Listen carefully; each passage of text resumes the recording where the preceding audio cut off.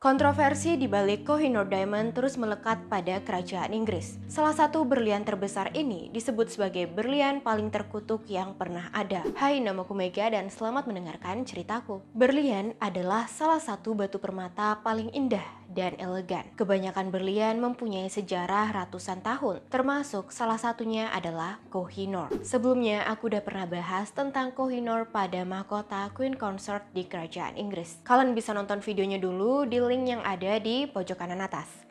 Sekarang aku akan bahas mengenai sejarah Koh-i-Noor itu sendiri dan kenapa berlian ini disebut berlian terkutuk. Saat ini Koh-i-Noor terpasang pada mahkota Queen Consort Queen Elizabeth the Queen Mother. Berlian Koh-i-Noor bisa dibilang sebagai berlian dengan cerita paling terkenal, meskipun sejarah awal mulanya penuh dengan kesimpang siuran. Ribuan tahun yang lalu, berlian berasal dari tambang aluvial di India. Berlian diambil dengan cara diayak dari pasir. Dipercaya Koh-i-Noor ini juga pertama kali ditemukan di India. Selama beberapa abad, India memang dikenal sebagai satu-satunya sumber berlian yang ada di dunia. Sampai akhirnya di tahun 1725, tambang berlian baru ditemukan di Brazil. Koh-i-Noor pertama kali disebutkan dalam catatan di tahun 1526. Ketika itu India dikuasai oleh Mughal, dan saat itu orang-orang sangat tergila-gila dengan batu permata. Selama 330 tahun, Mughal terus memperluas wilayahnya di hampir seluruh India. Tentunya selama penaklukan wilayah ini, Mughal juga turut menikmati jutaan permata yang berhasil mereka rampas.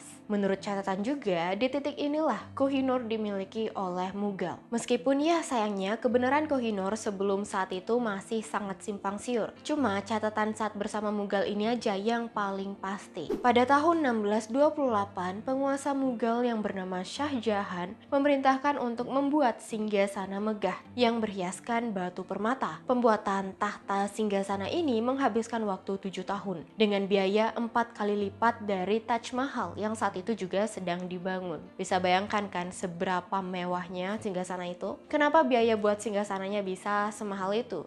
Ya karena singgasananya tuh full berhiaskan batu permata. Saat itu orang-orang Mughal lebih menyukai batu permata yang ada warnanya nih seperti ruby. Mereka nggak terlalu tertarik sama batu permata putih kayak berlian. Tapi di singgasana yang dibikin oleh Shah Jahan ini, di bagian paling atas tahtanya yaitu kepala burung meraknya ini terpasang berlian Koh-i-Noor. Dimana Koh-i-Noor ini kan berlian putih. Nah berlian tersebut dipasang di posisi yang paling bagus, dimana itu bikin berlian Koh-i-Noor ini jadi sangat amat berharga karena Koh-i-Noor adalah pusat perhatian dari tahta tersebut. Kekuasaan Mughal selama ratusan tahun bikin penguasa-penguasa lain tertarik nih sama daerahnya Mughal. Salah satunya adalah penguasa Persia bernama Nader Shah. 1739, Nader menginvasi Delhi. Ia membantai puluhan ribu nyawa dan merampas segunung batu permata.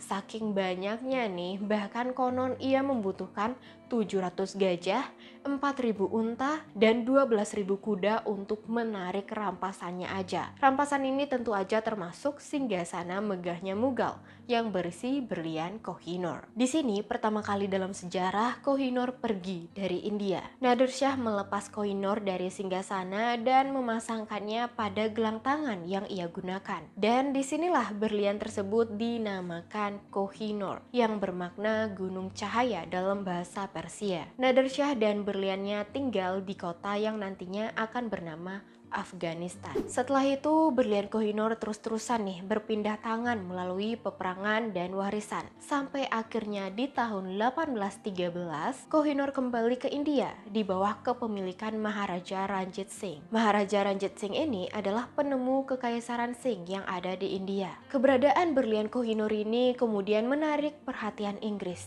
Pada pergantian abad ke-19, British East Indian Company yaitu kongsi dagang yang berada di bawah Inggris ingin memperluas kontrol teritorialnya dari kota-kota pesisir ke pedalaman anak benua India. Mereka juga ingin mengklaim lebih banyak sumber daya dan harta.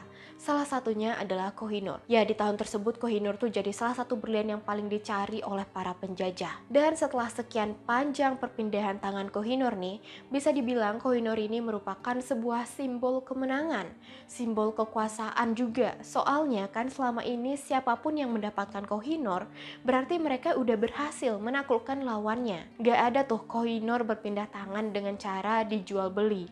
Pasti dengan cara penjajahan atau enggak diwariskan lah. Nah tentu aja Inggris dengan jiwa penguasa dan superioritasnya yang kuat, mereka tentu harus dong memiliki Kohinoor biar dianggap paling berkuasa. Makanya British East Indian Company akhirnya mengincar Kohinoor dan ingin menghadiahkannya kepada Queen Victoria. Inggris tidak langsung merebut Kohinoor begitu aja. Mereka menunggu saat yang tepat untuk mengambil berlian tersebut, yaitu menunggu periode pergantian penguasa yang kacau. Dan kesempatan datang di tahun 1849. Ranjit Singh meninggal dunia dan kekuasaannya dipindahkan ke anaknya yang baru berumur 10 tahun. Anak tersebut bernama Dulip Singh. Inggris juga memenangkan perang Anglo-Singh dan memenjarakan ibunya Dulip Singh nih. Inggris kemudian memaksa anak kecil itu yaitu Dulip Singh untuk menandatangani perjanjian Lahore. Perjanjian Lahore ini berisi tentang kepemilikan berlian Kohinoor dan semua klaim kedaulatan yang resmi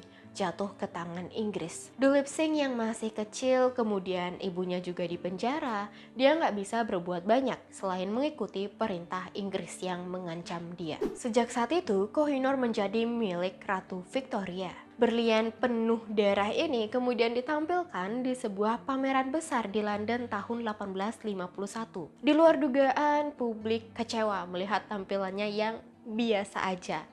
Bahkan ditaruhnya kayak di dalam sangkar gitu aja. Kata orang-orang, berliannya kelihatan kayak sepotong kaca biasa doang, gak ada indah-indahnya. Pihak kerajaan yang udah susah payah dapetin itu tentu aja kecewa dong dengan respon publik. Padahal itu berlian yang mereka sangat banggakan. Akhirnya nih, Prince Albert yaitu suaminya Queen Victoria memerintahkan ahli berlian untuk memotong berlian tersebut. Prince Albert ingin Kohinoor dipotong sedemikian rupa biar keindahan dan kilauannya tuh terpancarkan secara maksimal. Pemotongan berlian ini memakan waktu 38 hari dengan biaya sekitar 8.000 pound sterling. Dan ya, jadi deh berlian itu yaitu Kohinoor yang awalnya seberat 186 karat berkurang sekitar 40% menjadi 105,6 karat. Hampir setengah beratnya kepotong. Kohinoor yang akhirnya udah cantik nih dijadikan bros oleh Queen Victoria. Kemudian setelah Queen Victoria meninggal, Kohinoor dipasangkan pada mahkota Queen Consort, di mana saat itu Queen Consortnya adalah Queen Alexandra. Dan begitu seterusnya dipakai oleh Queen Consort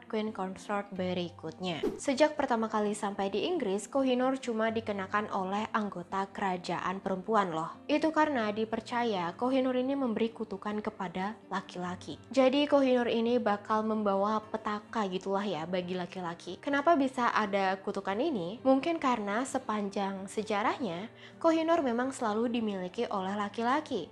Dan semua laki-laki itu berakhir tragis. Entah karena dibunuh atau kerajaannya yang diruntuhkan. Intinya sejarah Kohinoor ini isinya cuma pertumpahan darah. Berlian Kohinoor kemudian mulai viral lagi sejak Queen Elizabeth II meninggal di tahun 2022.